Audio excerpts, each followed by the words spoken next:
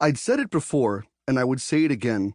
Babies popped out looking uglier than a linebacker. But for some, that ugliness turned into cuteness by the time the toddler phase rolled around. It was a fact.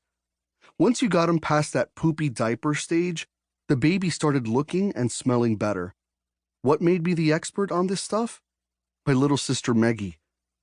Megs was good and ugly in the beginning, but nowadays it didn't matter where we were. As soon as people saw her, the oohs and ahs would start. And that was always followed by, "She's so cute." I would just laugh. If these people only knew that my precious little sister was the same cutie pie who tried to eat cigarette butts off the ground in the Foodland parking lot. Granted, that was when she was 3, but still. And it wasn't long ago that Megs needed help wiping her butt and a reminder to wash her hands after using the bathroom.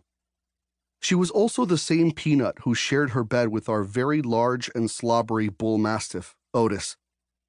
By morning, she would have a mouthful of Otis hair and a soaking wet pillowcase, but she didn't care, and neither did the rest of the world, because here was the other thing about Megs. She was a little person with a great big vocabulary. She was only going into first grade, but she liked using grown-up words when she talked, and that just made her cute card even stronger.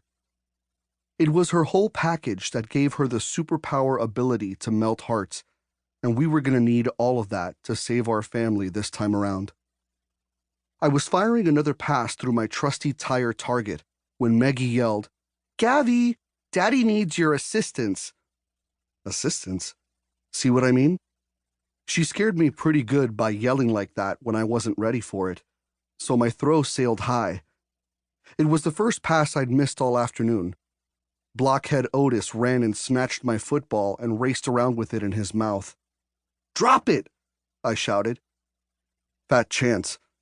I had to go and grab one of his tennis balls from near the porch, and then he came bounding over and dropped my football. The stupid dog was smart enough to know I'd throw his tennis ball for him all day long if he captured my football first, so who was the dumb one? I chucked his ball across the yard, and he tore after it.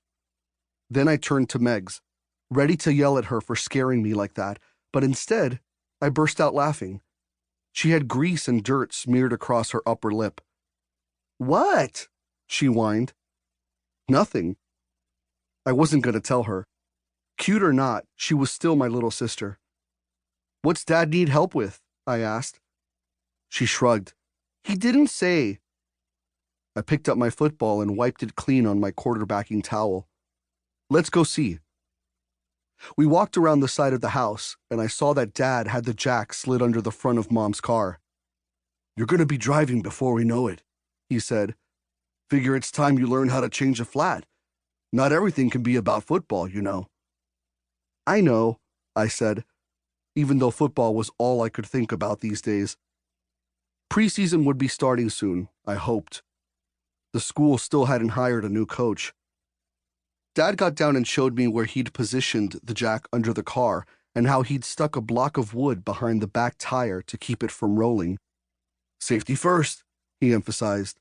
"Always safety first." I nodded. He handed me a screwdriver and the lug wrench. "Pop the hubcap and loosen the lug nuts," he said. "Then jack her up and take the wheel off." It took all the horsepower I could muster to loosen a few of those nuts, but I got it. Then I raised the car, pulled the flat off, and slid the new tire on. Dad showed me how to give everything a final tightening after we had the car back on the ground, 'cause that kept the wheel from spinning when you cranked on the wrench. Same reason why he'd had me loosen the lug nuts before jacking it up. "Margaret," Dad said, "you see this?" He pointed to a small puddle by the side of the car. "You want to make sure Otis doesn't go drinking puddles that are near vehicles, like this is. If it's the wrong stuff, it could kill him." "Okay, Daddy," Meggie said, her eyes big. "I do a good job of making sure there's nothing bad out here, 'cause I don't want any accidents, but it's good for you to be paying attention too." She nodded some more. Too bad that wasn't the only thing we had to be careful of when it came to Otis and accidents. "Mija, can you come inside for a minute?" Mom called from the front porch. Coming, Maggie yelled. Come on, Otis. Mommy requests our company. Me and Dad chuckled as the partners in crime ran off. Then Dad turned and tossed me the keys. Time to take her for a test drive, don't you think?